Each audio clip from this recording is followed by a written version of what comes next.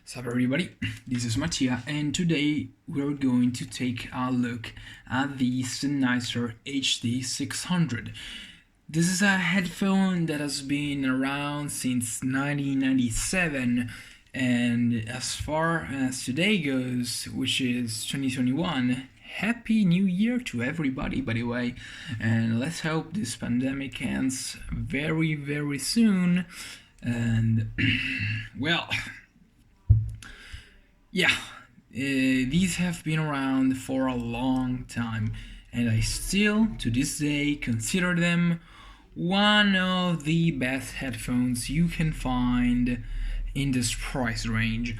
Despite having all of the competition, which might be very much more technically proficient, from Hi-Fi Man, from Meze, from Emotiva, from Blonde, Sandy, Sivga, these still keep some traits that those don't get close to, which are mid-range presence, mid-range separation from highs and bass, vocal separation, vocal grandness, and they have a very unique, very intimate presentation.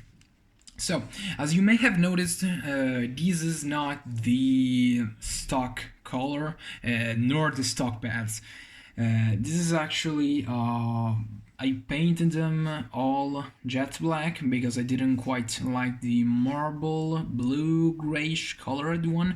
But don't worry, to those who didn't like the look on these, there's the new version, which is a matte gray, which has more modern linings, specifically around here and there, and it has a different colored headband. It has a more modern look, although it doesn't come with that amazing big cardboard box that comes with the original 600s. Actually, these are part of a family of very resilient and very sturdy and well-known headphones across the entire market, which are the 6XX, 650s, 660s, 58X Jubilees, and these themselves, these 600s.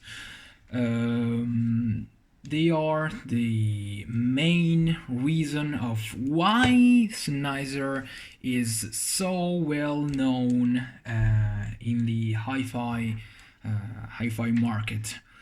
There are still newer offerings, which are the HD800s and HD560s. But these, alongside with the 6XX, are still probably the most well-known and most bought headphones, I think, in the entire history of audiophilia. I don't know, that could be it. And these have a very sturdy, very reliable, very easily replaceable build in case of something breaks, which could be the headband, which could be the drivers, which could be the brackets. Sennheiser got you covered with all of their correctly priced replacement parts. They don't cost a lot to replace. I think that the headband is like $15, and so if something snaps throughout the years, just replace it. It's easy. These are not the stock pads, these are the stock pads, and they are of velour, very soft, very breathable kind of pad. And you know the thing about Sennheisers, they don't like their pads to be changed from the stock.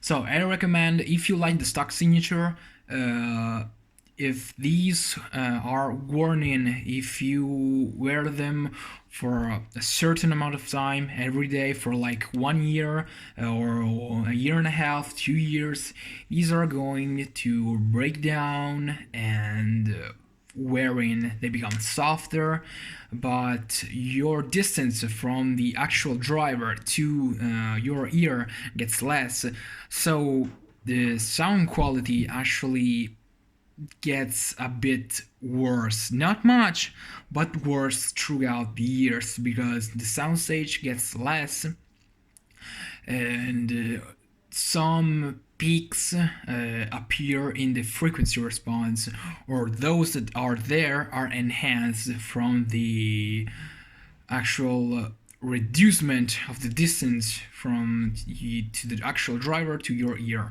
So I recommend changing these from time to time depending on how many hours you use them every day. I have the Yaxi HD600 pads there. They cost around, well, actually a lot, $55, and but they are completely worth it. The stock cable is, this is not the stock cable. Stock cable is spaghetti thin. It's 3 meters long, and I wanted to change it as soon as it came here. I unboxed them, and I was like, no, God, I gotta change this.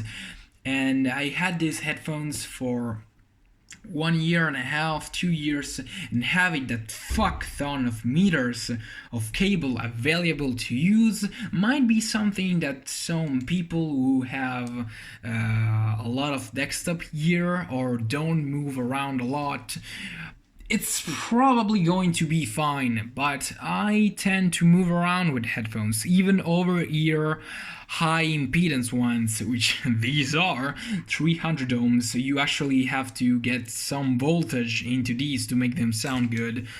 Not that they don't get pretty loud already with a phone, but a more powerful and more strong source. It could be $100 amp like the JDS Atom or the Heresy or the Liquid Spark, for example. That's gonna drive these, coupled with a simple DAC, very well. Although I recommend tubes with them because that's something you may have known, but 600s and 6XX series in general are married with tubes. They really open up with some good tubes. Some of them which I can recommend are the Yaxi P20, specifically with the balance out, the Tor Audio Roger, which is a not very, but more expensive amp than just in general. I can recommend the Bravo Blue Ocean, which is another tube amp which you can swap tubes onto. These play very well with tubes, even though I got still them on solid states. So comfort is very good, aside from that problem that I talked before with the pads that they tend to wear in. The headband is pretty damn soft. This wears in too.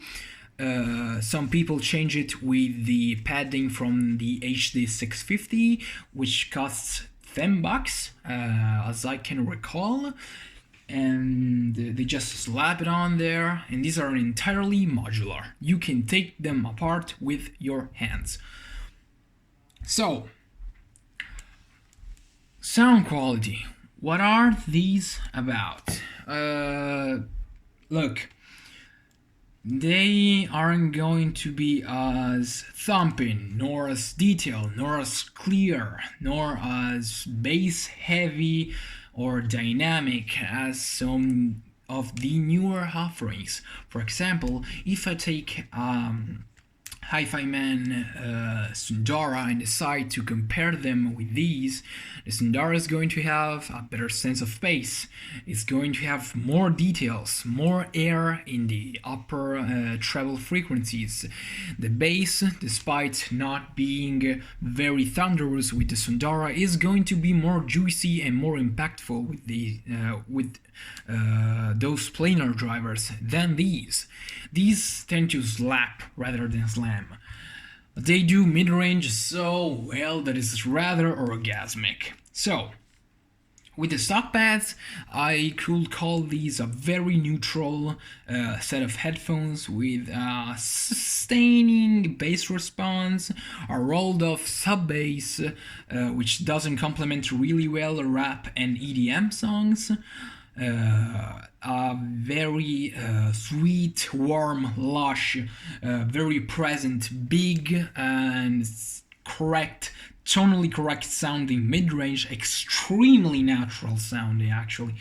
And vocals are the sweet spot on these. If you got a playlist made out of only vocals, these are going to play out that amazingly and possibly better than any headphone at that price range aside their counterparts, which are the 6XX and 660s and 500X Jubilee.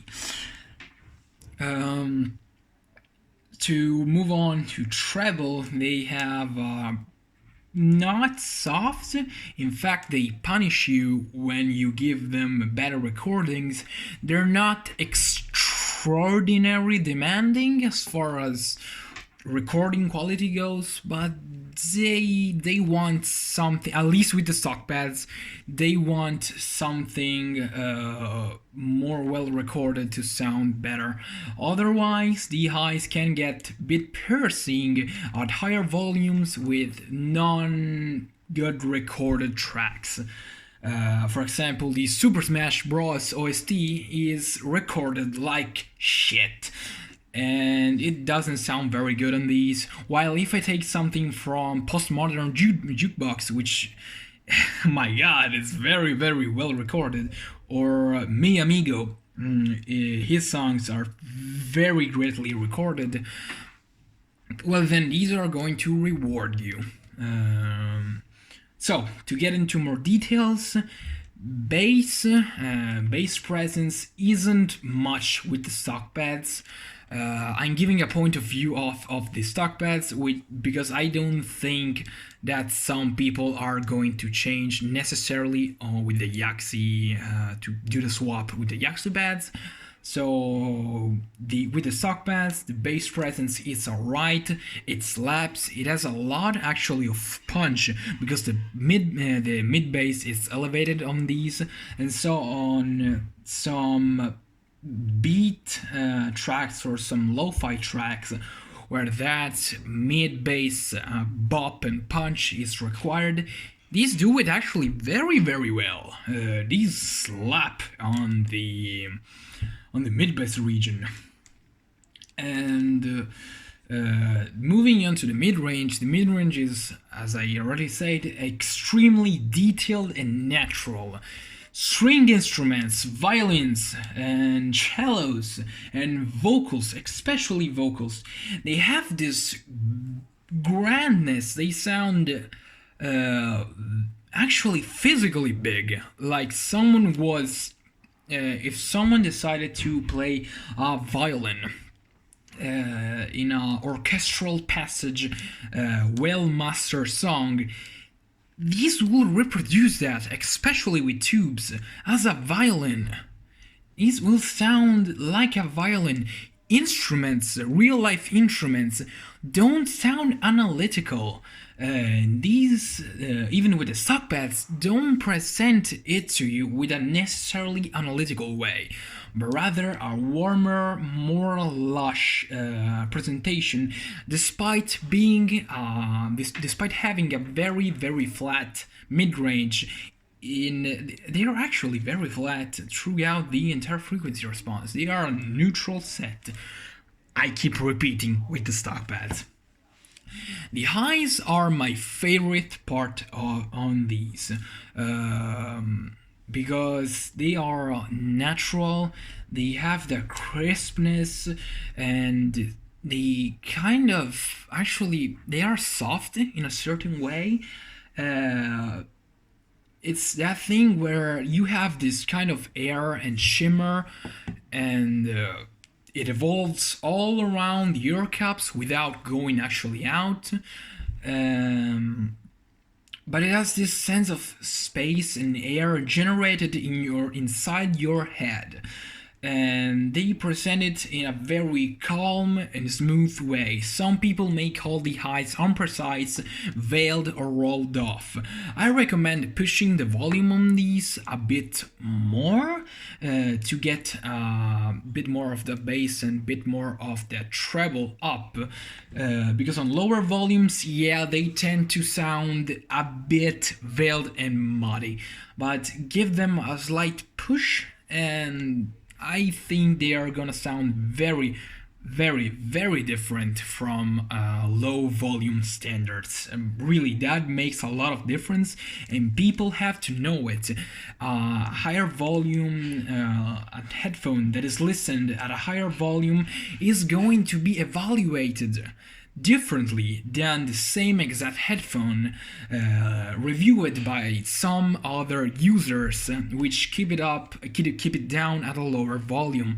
Of course, things at higher volumes are going to be more impressive and more defined, but they could also put out some flaws of the headphone or IMs in general. Because at higher volumes, indeed, the highs do get more piercing or harsh, as you might say, and the bass might go up. That's just a general thought, and that's a thing that I think varies more on dynamic headphones rather than planars and rather than electrostatic drivers or balanced armatures, because dynamics tend to change their behavior depending on how much you stress them and how much you push them. So I want to point out that's an important thing when evaluating a headphone. Try the lower volumes, try it at higher volumes. It's important. So the general soundstage is very closed in with these stock pads, especially when they were in, and all the sounds are honestly happening between your ears. You have these three blobs of imaging, which is center and left and right. They don't have a very good imaging. They tend to keep things around these three specific blobs. Otherwise, they don't have a very good definition of where a thing is. But realism and tonality are a very good part of this.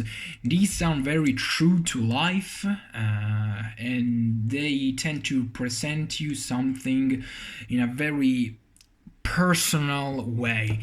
In a way, if it wasn't for the bigness and grandness that the dynamic drivers in these present to you, I think these will resemble how an IM will sound in a soundstage way, but they have this, it's like something just spurted out in terms of bigness and grandness, and that goes especially for vocals and cellos and drums and big instruments. It's like the actual dimension is represented in your head, despite having this very little soundstage to play with. They don't have much soundstage, honestly. So, details are very good, both on the stock pads and the Yaxi pads. The Yaxi pads don't alterate the overall tonality, but they alterate the frequency response in imaging and soundstage. And I'm going to discuss them right now. Details on the bass are the most, I don't want to say non-existent, but bass tends to be mostly one-noted, specifically on the sub-bass, and mid-bass it tends to be one-noted throughout various tracks, and it doesn't have much articulation with the stock pads.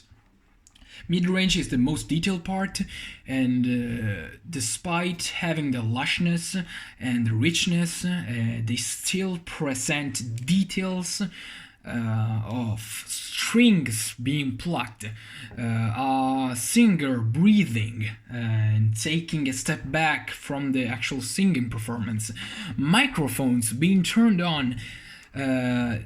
These scale very well with gear, and if you have a more expensive or better headphone amplifier than just in general, they're really going to reward you, especially if you give them a balanced output with more voltage and they get a bit more separation, a bit more soundstage.